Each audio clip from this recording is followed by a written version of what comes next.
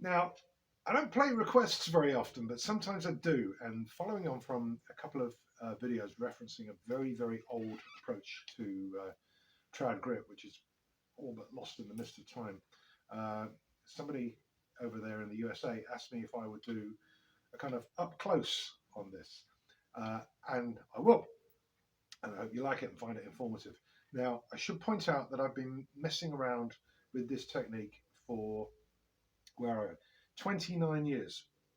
It was 1996 when I first got into it in a serious way, and it all came about because of a gig that I've been doing and a project that I was involved with, where I wanted some really serious left-hand endurance, not so much speed, but to have it under control and to keep it going.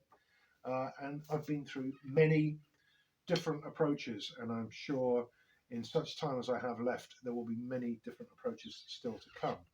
Um, but what I'm going to do today is share with you the one that I'm favouring at the moment. And so let's just do what I call the sequence of assembly. So here's the left stick, traditional grip. You all know this, okay? The thumb and index finger. Not too deep, not too far down. It needs just turn it. If you push it all the way down as far as it will go and then turn it about a quarter or half a turn so it's resting on this fleshy area here, which is called the perlicue. So that's what everybody does. That's what is at the center of most people's traditional grip. Mine is different because that is the secondary point of contact for me. The primary axis of the grip is actually here between the middle finger and the ring finger. Wow. This is that old school technique that I have dragged up from the mists of time. And one of these days, I'll tell you how I came by it. So the difference with this, and this is in my video DVD, which you can get as a physical product or a download from here. The difference with that means that if you're just doing this, you're only supporting this tiny little area of the stick. But when you've got it here and here, you're supporting all this part of the stick. About 25% of the length of the stick is supported by the grip, and that makes it much more stable. So let's have a look at the actual motion. So it's a small stroke, but it's at full stroke. Now that may sound like a contradiction in terms, but it's not. So the stroke starts and ends at the top of its motion, even though it's not very far off the surface of the drum.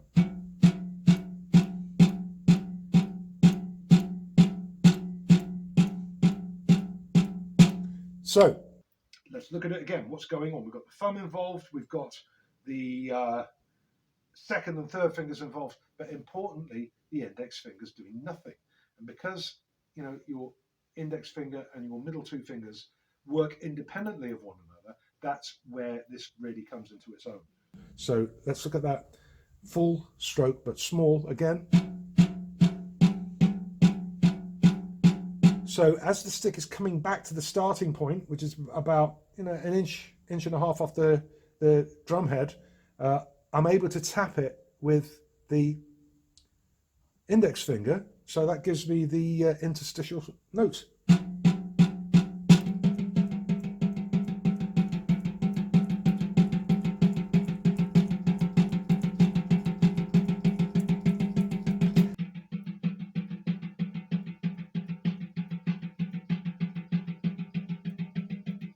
Now this is not push-pull. Push-pull is different. Push-pull works and it's great, but this is not push-pull, okay?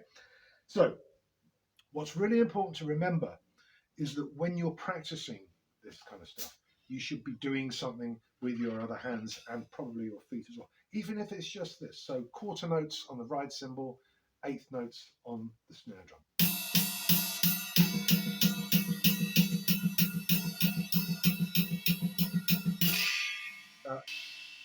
Jazz ride cymbal in the right hand, triplets in the left hand, going from quarter triplets to eighth note triplets.